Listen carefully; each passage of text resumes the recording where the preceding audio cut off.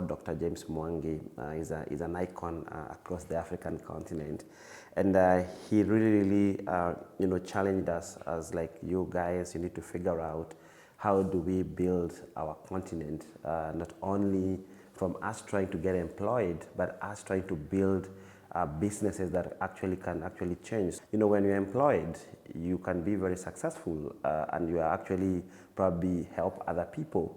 But actually, when you build a business, you actually change the people that you work with. This is a special interview for me with Paul, the CEO of WorkPay.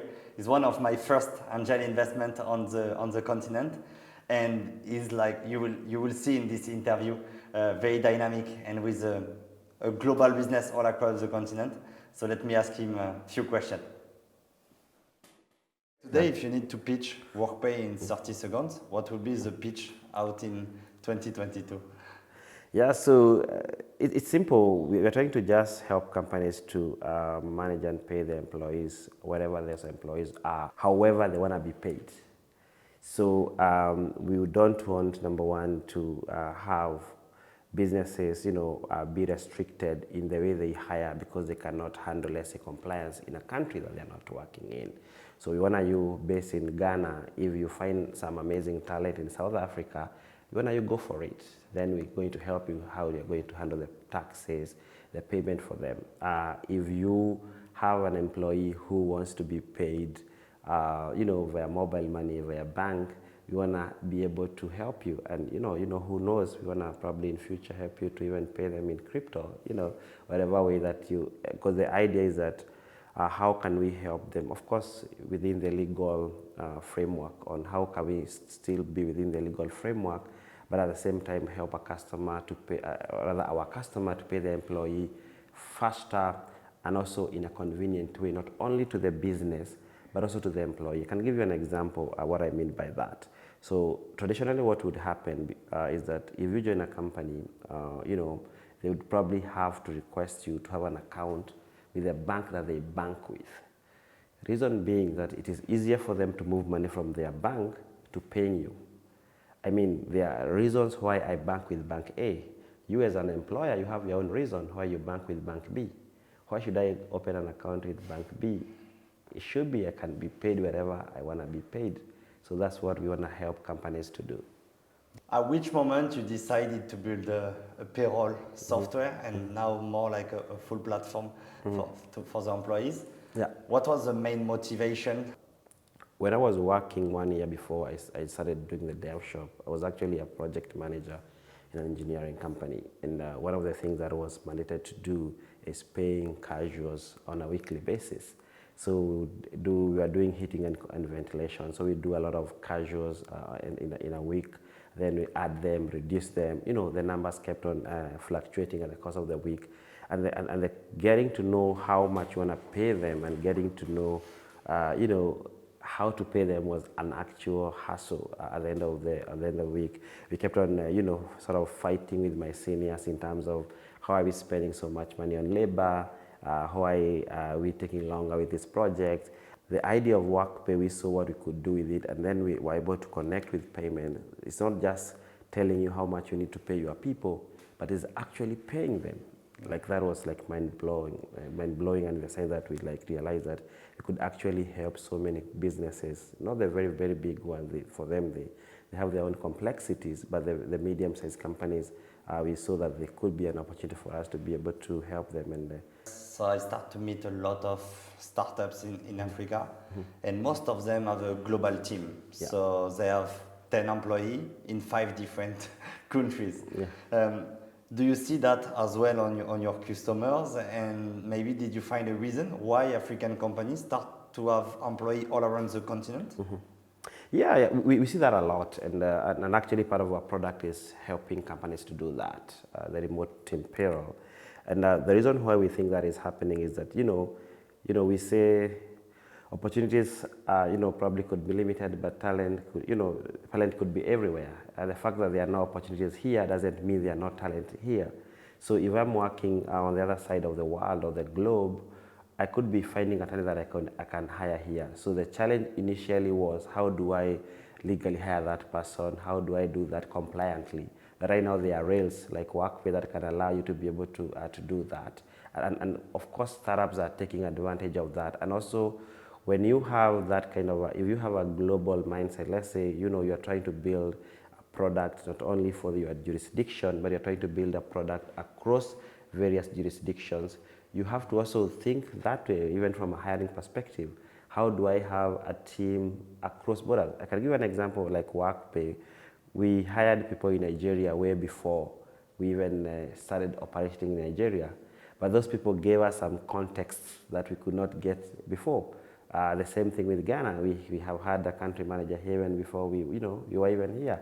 And that has allowed us to be able to have an understanding of the market and also to bring that culture mix into the team. But also, most importantly, I think, is that you are not limited to your area of operation. So if tomorrow I get a superstar he lives in the US, I don't have to have them to move to Kenya. Of course, if they want, they should come. It's a great place. but if they don't want to do that, there's no need to. They can still do it. How big is your team today, and in how many countries they are across the continent? So right now we are about 60. The biggest chunk of it is in Kenya. Then we have a bit of it in Nigeria, Ghana, and also we have some contractors we work with in India.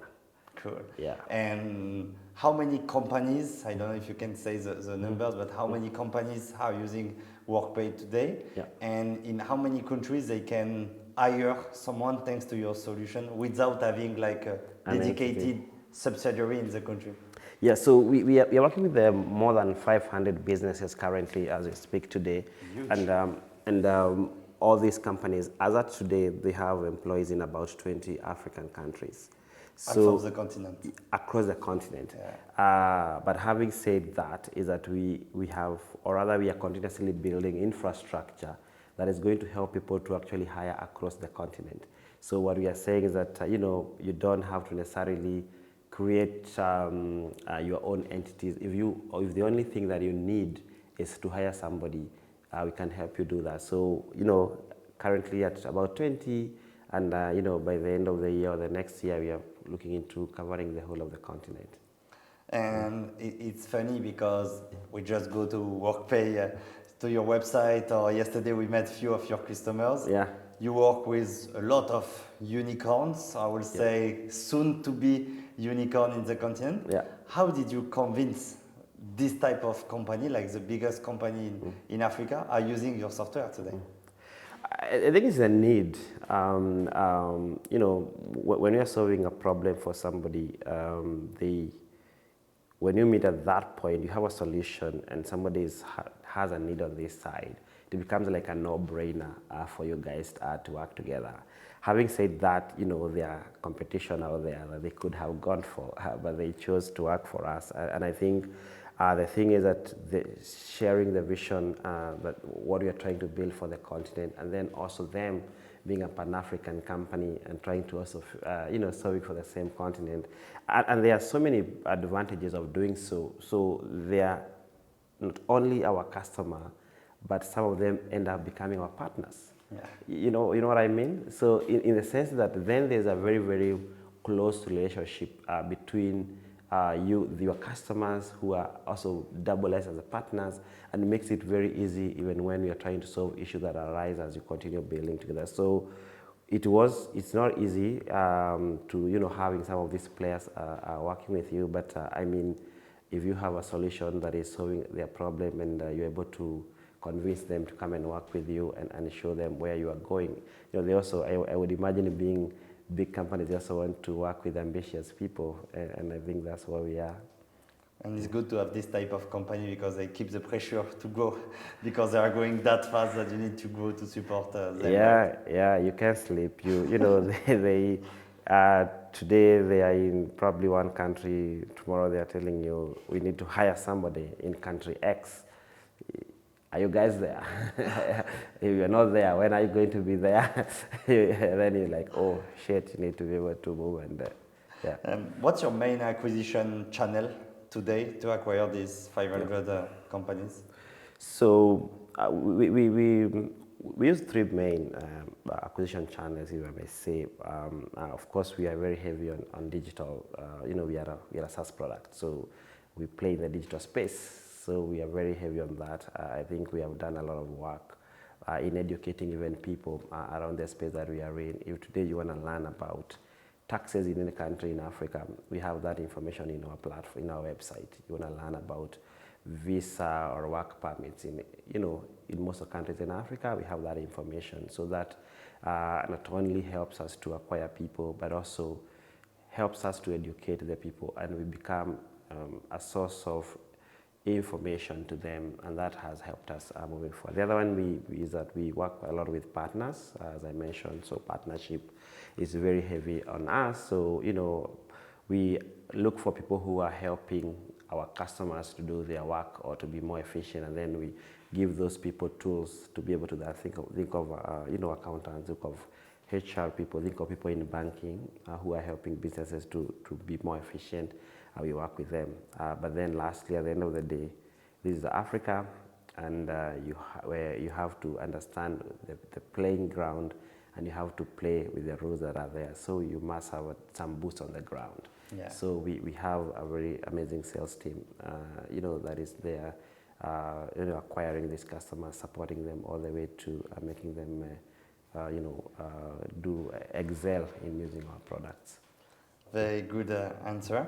Yeah. What is your biggest challenge as a CEO today at that stage of the company? Oof. How people can help you? So I think growth comes with challenges, and this, as you now bring even the mix of trying to grow across different jurisdictions, even complicates it. Somebody was asking me the other day that what country has shocked me when I got there. And I told her that all of them have shocked me because none of them is like the other one. Like, it's very hard to use the template of Kenya in some aspect and use it in Nigeria. Initially, we thought technology is going to be the challenge, so we spent a lot of time trying to build a technology that is so very adaptive to each and every country. But slowly we are realizing that probably is not the biggest challenge. The biggest challenge is how do you get strategies that allow you to move in one country that are probably adaptable to that one country. So growing and figuring out the whole growth issue, I think that's a big challenge. The other one, as everybody, it can sound like a cliche, but it's the truth, is that then getting the right people to help you to sort out these things then becomes as one of the biggest problems, as one of the biggest pain as a CEO. Like, you are constantly asking yourself, do I have the right people who are going to help me to move from point A to B? Who do I need to bring in to help me to that? How do I even upskill whoever I have? Like, those are the team issue, or rather the people issue, is something that you have to keep on thinking every day. Yeah. One of my final questions, and after we'll do a quick break. Yeah. So you started with a payroll. Today you had so many, I will say, bricks or aspects of the product. Yeah. What is your favorite features on the product as a founder? Oh, my favorite must be payroll. And I would explain why. So it gives me a lot of joy and satisfaction in enabling people to be paid and having them paid on time. And because payroll is not just like business income. There's a big difference from you working and getting an income from it, from a business, and somebody being paid for payroll. Like, it means a lot. It's people's livelihood. Like, you're paying somebody for them to pay a hospital bill. You're paying somebody for them to take their kid to school. You're paying somebody for them to pay their house rent. Like, it means a lot. The salary that you pay somebody means way much probably than the income that you get as a business owner. So knowing that the effect of that and being the person facilitating that, I think it gives me a lot of satisfaction. So it's funny because we met now in Accra, but we talk on the phone because you are, as I say, over like one of the biggest problem of the continent and one of the most ambitious solution. Yeah. And I borrow you a little bit like since June to try to talk with you and with my partner Rena, Yeah. because we really wanted to invest in your company. Yeah. Why did you accept to talk with us? And now why did you accept our check to be one of your angel investors? You know, at the end of the day, when you're building, you're trying to look for partners who are going to help you in the journey of building. And if you get people who have built or people who have been associated closely with the people who are building, you want to have those people on your side. You want to have them on your corner. As I mentioned, one of the biggest challenges in growth is to figure out the growth itself, to figure out it. So when I spoke to you guys, and you know, seeing what you have been able to do at Spendesk, you know, having Rena working in one of the most successful and greatest, you know, law firms in the US, and what she has been able to do. And I felt that you guys could help us. And, you know, for Rena, she understands very well this remote and compliance thing that we are trying to do. And we could see how, you know, just having the first conversation, she was already adding value into a company even before you guys became part of the company. And when I also had a chat with you, and which of course she spoke highly of you, and then having the chat with you and understanding, you know, already from first conversation, we are talking from an investment part, but we ended up talking about business strategies. We started up talking about how do we go to market. I mean, you need that person who want to help. That's why we accepted to have you guys on board, and we're super excited and looking forward to the next couple of years working together with you guys. So, Paul, it's always a pleasure to be connected with you. First, I admire to be at the same time a business guy and an engineer in the same time. Yeah. It's crazy, you started one of the biggest challenges of businesses and you are solving it, and at the same time, not only in one localization, all across the continent. So it's always a pleasure to meet entrepreneurs who want to solve big problems across the continent. Yeah. So thanks again for Thank all you. your information, Paul. It was a real pleasure, and thank you for taking the time. Thank you so much.